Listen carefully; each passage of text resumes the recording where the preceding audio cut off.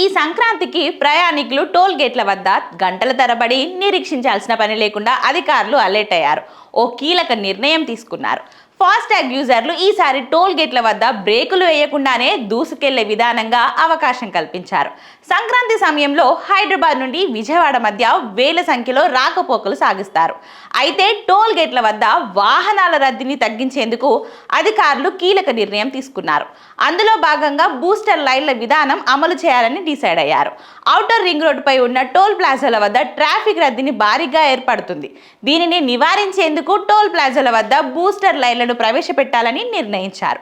ఇందుకోసం శంషాబాద్, బొంగుళూరు, పెద్ద అంబర్పేట్ టోల్ ప్లాజాల వద్ద వీటిని ఏర్పాటు చేయాలని డిసైడ్ అయ్యారు.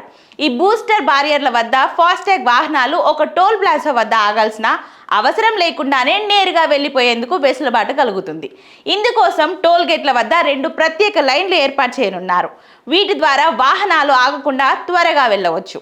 ప్రస్తుతం ఇక్కడ 12 నుంచి 15 టోల్ బూతులు ఉండగా వాహనాల రద్దీ ఎక్కువగా ఉన్న సమయంలో సరిపోవడం లేదు. దీంతో ఈ బూస్టర్ బారియర్ను పైలట్ ప్రాజెక్ట్ కింద అమలు చేయాలని అధికారులు భావిస్తున్నారు. అయితే అదేవిధంగా సంక్రాంతి సమయంలో వాహనదారులు టోల్ ప్లాజా వద్ద ఫీజు వసూలు చేయకుండా ఉచితంగా అనుమతించాలని తెలంగాణ మంత్రి కోమటిరెడ్డి వెంకటరెడ్డి కేంద్ర మంత్రి నితిన్ గడ్కరీకి లేఖ రాశారు. ఇక మంత్రి నారా లోకేష్ కూడా టోల్ ఫీజు మినహాయింపు ఇవ్వాలని కేంద్రానికి రిక్వెస్ట్ చేశారు.